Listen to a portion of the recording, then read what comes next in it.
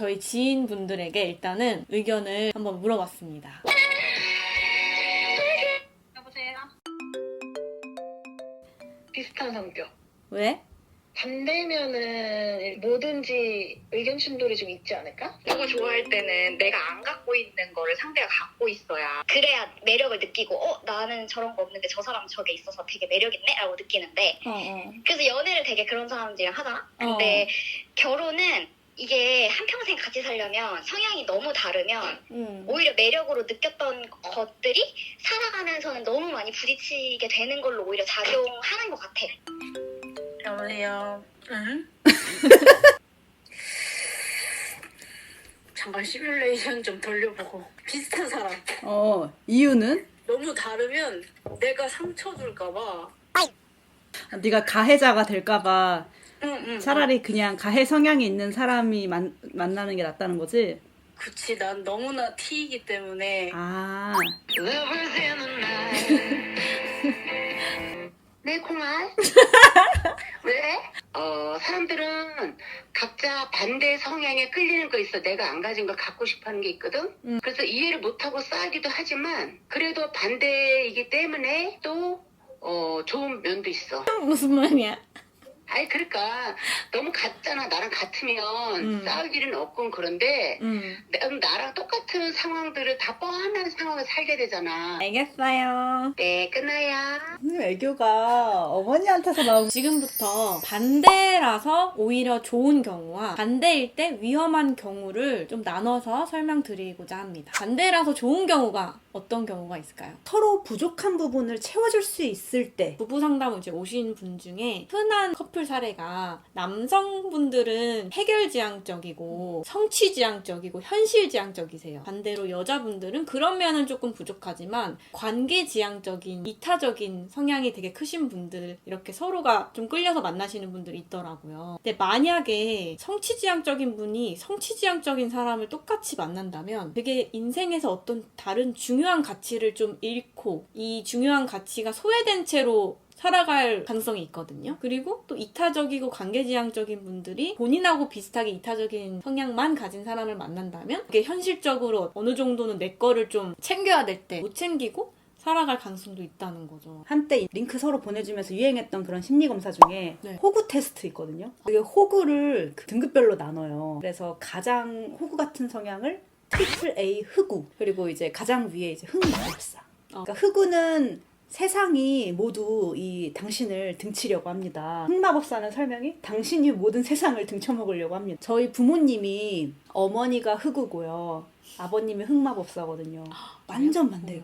근데 이게 지금 생각해보니까 서로 도움이 됐겠다 싶은 거예요. 이 부분에 있어서는. 어머니가 만약에 똑같은 흑우랑 결혼을 했으면 이 두 사람을 다 등쳐먹으려고 했을 거잖아요.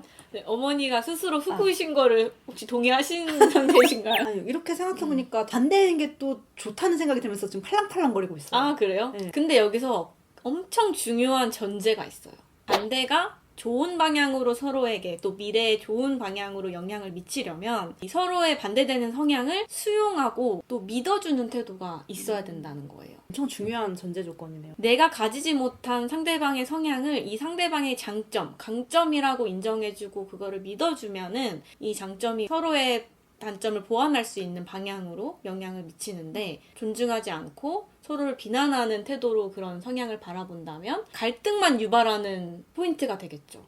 마치 그 종합병원에서 과가 다 나눠져 있듯이 당신은 심장 전문이잖아. 나는 정형외과잖아. 우리 잘할 수 있는 거를 서로 하고 그걸 서로 믿어주자. 이런 건데 그게 아니면은 당신 그렇게 수술하는 거 아니야. 그러면 이제 어떤 경우는 반대에 끌리는 게 위험할까요? 사실 우리는 갖고 있는 게 병리적인 특성도 다들 갖고 있어요. 근데 이런 병리적인 특성이 달라서 끌릴 때는 위험합니다. 병리적인 특성이라는 거는 똑같이 특성인데 그게 이 현실에 적절하지 않고 뭔가 너무 과하거나 너무 부족한 특성이라는 거죠. 예를 들어서 지나치게 수능적이다. 지나치게 주장적이다. 이런 성향끼리 만났어요. 그러면 어떻게 될까요, 그 커플이? 너무 이 사람은 자기애가 너무 강하고 자기 주장만 있고 자기만 우월한데 너무 한 명은 저자세에 당신 말이 다 맞고 나는 한없이 부족해요 하면은 처음에는 막 너무 서로에게 필요한 거니까 어머 어떻게 이렇게 자기 주장을 잘할 수가, 어머 어떻게 이렇게 나를 이렇게 찬사를 보낼 수가. 그래서 이렇게 딱 만나는데 이런 관계는 파국으로 가는 관계거든요. 왜 그런지는 얘기해야 될까요? 네, 그냥 일단 얘기 다 해보죠. 네. 이렇게 대본 없이 하려니까 부담이.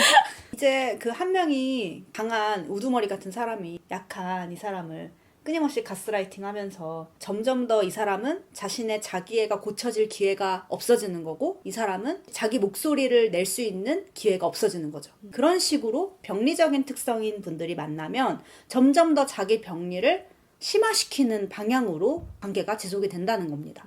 반복 강박이라는 말이 있어요. 사람이 쾌락이나 긍정적인 감정에만 중독되는 게 아니고 자신을 고통스럽게 하는 거, 병리적인 어떤 역동에도 중독이 된다는 말이에요. 나한테 해를 끼치고 나에게 좋지 않은 영향을 주는 관계가 과거에 있었는데 이 관계의 똑같은 패턴을 나도 모르게 반복하게 된다는 게 반복 강박이라는. 근데 이게 굉장히 흔하게 어떤 관계에서든 누구든 경험하실 수 있는 현상이에요. 예를 들면 뭐 매맞는 아내라는 용어가 있잖아요. 근데 이런 분들이 이혼하고 재혼했을 때 똑같이 폭력적인 성향의 남자를 만나는 경우가 굉장히 많거든요. 그러니까 내가 피약적인 어떤 정체성을 갖고 있으면 그 정체성을 유지하기 위해서 무의식적으로 과학적인 상대를 찾게 된다는 거예요. 그러니까 오히려 나한테 과학적인 상대를 만났을 때 내가 익숙함과 안정감까지 느끼게 되는 아이러니한. 요즘식 사자성어라면 지팔직곤, 익숙한 건 좋은 게 아니잖아요. 절대 좋지 않은데도 불구하고 익숙하기 때문에 끌리는 거죠. 보완해줄 수 있는 상대에게 끌리면 그건 오케이. 그리고 그 나의 반대되는 성향도 존중받을 수 있는 상대라면 더 오케이. 하지만 끌리는 이유가 어떤 무의식에 이제 나를 어둠으로 끌고 내려가는 기운에 의해서 끌리는 것인지, 나를 고통스럽게 하고 나를 작아지게 하는 그런 상대방에게는 이 반대의 성향이 상호보완적이라기보다는 좀 더 개인의 성숙이나 발달 과제를 해결하는 게 더 시급한 문제일 수 있어요. 이 관계보다. 결론 나왔는데요.